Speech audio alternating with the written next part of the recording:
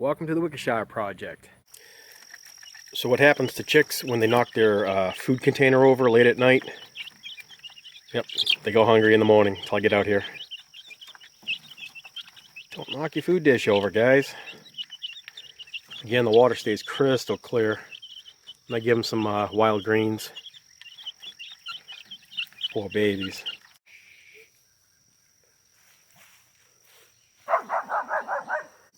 What's that in the background? Lots of cows. Lots of cows. So this morning Ellie was barking. How do you feel about the cows on the pasture? Cool? I guess.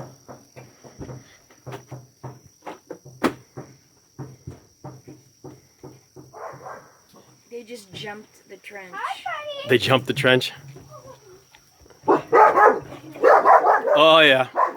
7 rogue bovine. Down here, cows.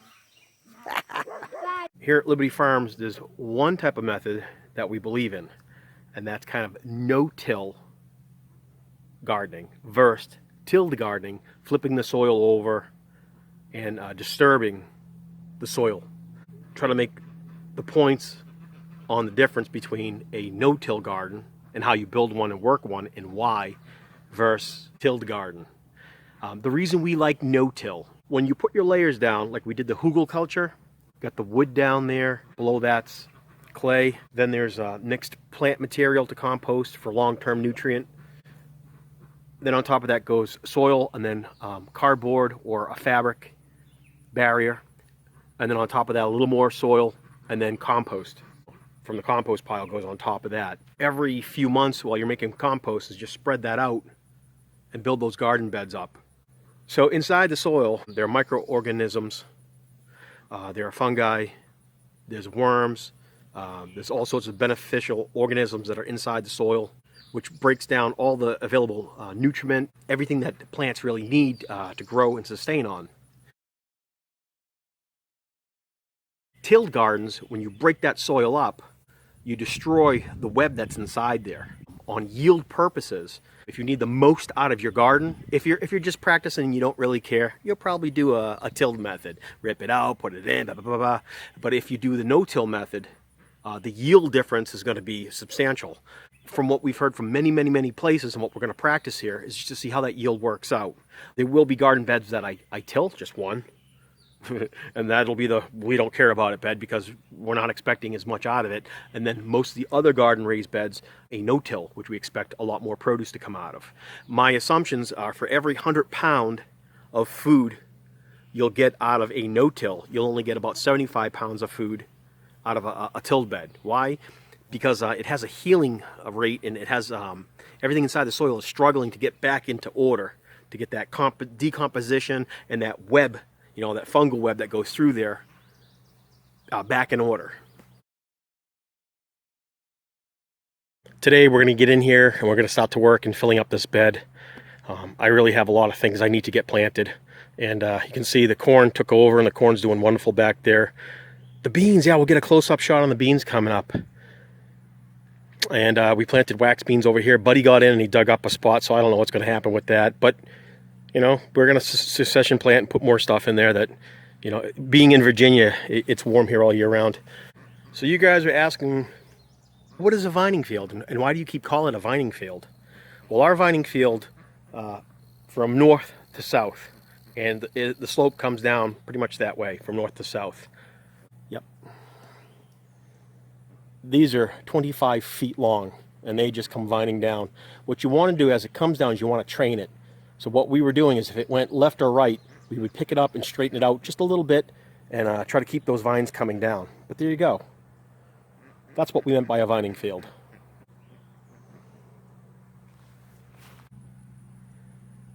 So the beautiful thing about that is as it vines down, you'll find fruit.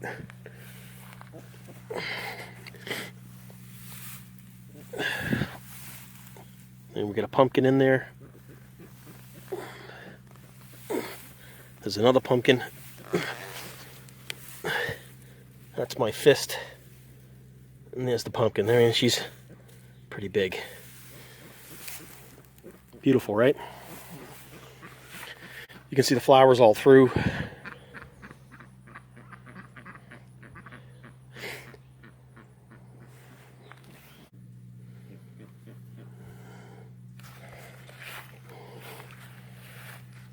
So it's coming down at an angle and then it kind of shoots that way. So what I do is I just pick it up before it gets its tendrils down, and we just move it over a little bit. And then she'll take root to feed. Push that down a little bit. But there, again, it was coming over this way and I kind of moved it over. Just try to keep them in straight rows. Somewhere down deep in here, I think there was another one.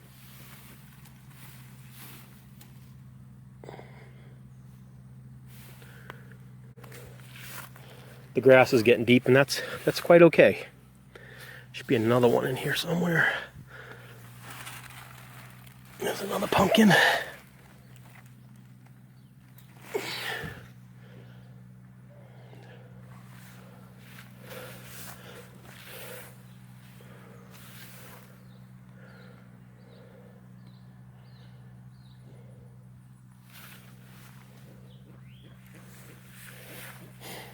Should be another one over here. You guys remember a couple weeks ago when we started this? This is less than a month.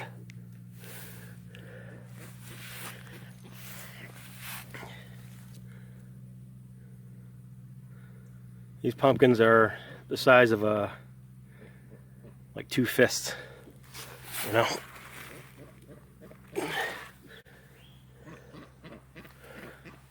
There's another one in there. Now, I've never grown pumpkins before. Well, that's a lie. I did try to grow pumpkins before, and we only got a couple small ones. They really didn't do much, but this is different. This is definitely different. Another one.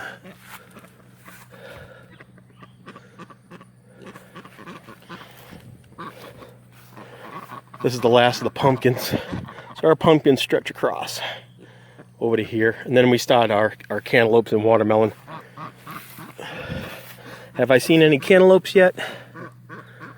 I'm looking. I think there might be one in here. Yep, there's one in there.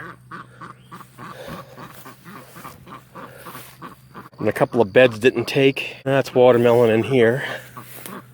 And they're going to take a while. We've got flowers. I get a feeling the watermelon's going to be slow growing.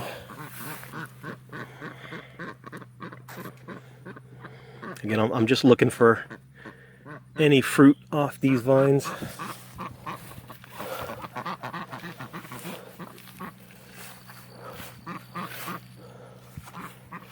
Okay.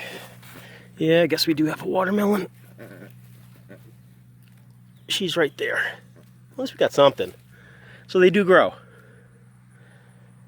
Beautiful. So as you can see in these beds down below, they do have some weeds coming up. And for a little while, we're going to have to go in there and we're going to have to hand pull them out. Again, eventually those weeds will give up. Okay, they will give up. If we keep pulling them and working on them as gardeners, we work with the garden. You're a gardener, take care of your garden. Like, you just can't have a newborn, feed it once, and expect the baby to live forever, you know. You got to take care of the baby, you got to feed the baby. So this is your baby. You've got to wipe by taking out all the bad stuff and feed the bed. Compost goes on top.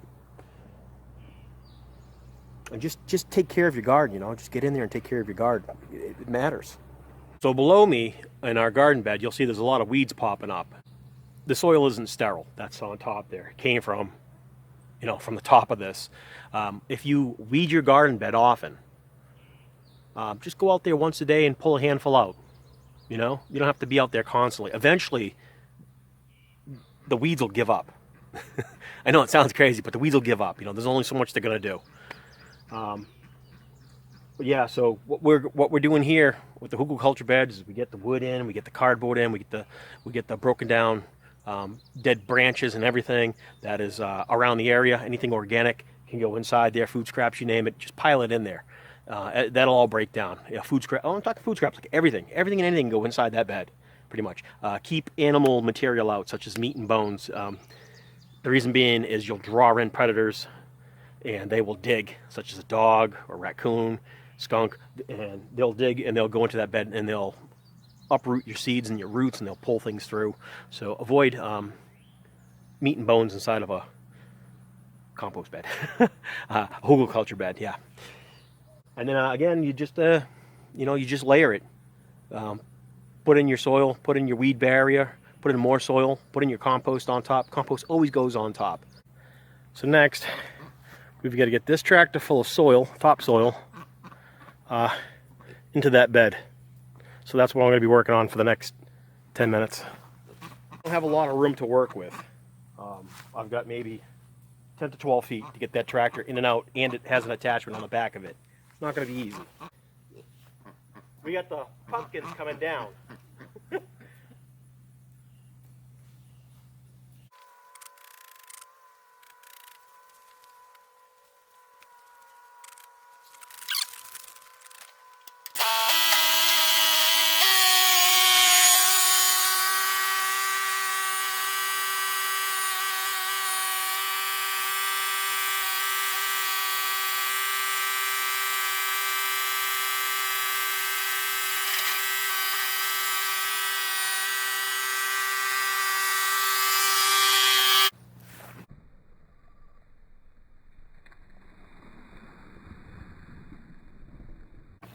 Okay, so what I put inside the bed there, that was old horse manure.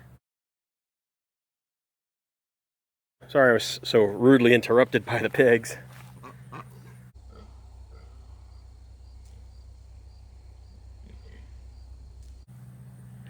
Yeah, there's my brain for me. A million things going on inside this head. She is just not having it.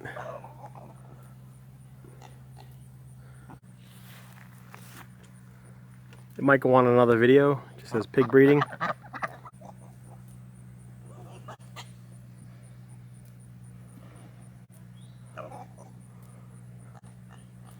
Well, I guess that's the problem with having short legs.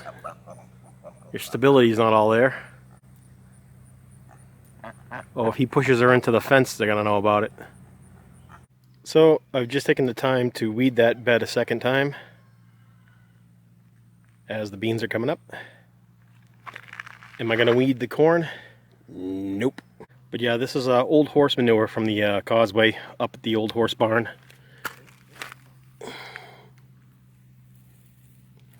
It's very dry. I'm gonna clean it up, and I'm gonna spread it out. Here's that layer of horse manure. Pretty dry. Just spread that all throughout the bed. Good place for finding reptiles. Again, near the garden.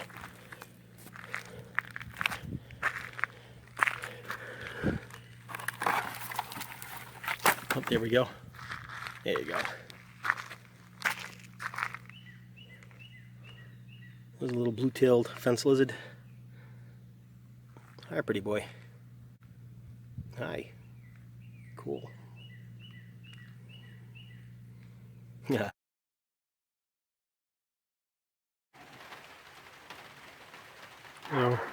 Corey and Buddy are out there with the cows. They're our neighbor Al. He owns the cows.